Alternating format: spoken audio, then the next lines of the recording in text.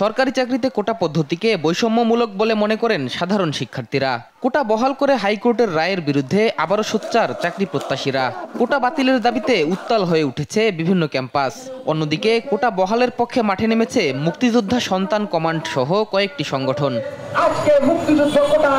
সাধারণ শিক্ষার্থীরা বলছেন, বৈষম্যমূলক কোটা প্রথার কারণে চাকরির বাজারে বাড়তি চ্যালেঞ্জের মুখে তারা।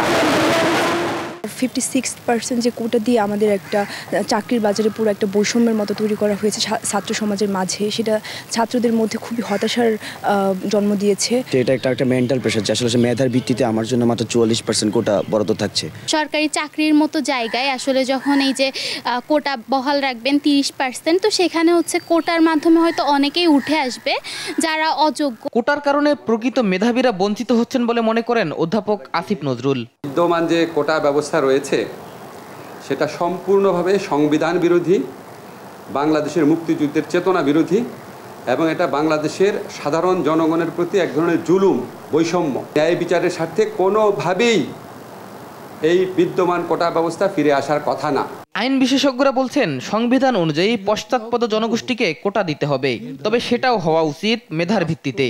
নারী বা যেসব সংখ্যালঘিষ্ঠ আদিবাসী যারা আছেন তাদেরকে একটা কোটা দেওয়া যেতে পারে, যাতে তারা বৃহৎ জনগণের সাথে অংশগ্রহণ করতে পারে। কোটাটা কি যে 200 পাস করলো 100 নেওয়া হবে, সেইখানে একটাই হইতে পারে, কিন্তু ফেল করার ভেতর থেকে নিবে, এটা কোটা না।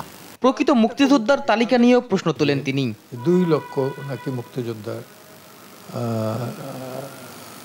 তালিকা হয়েছে। কেউ কি বুকে হাত দিয়ে বলতে পারবে যে এই মুক্তিযুদ্ধের তালিকা সঠিক?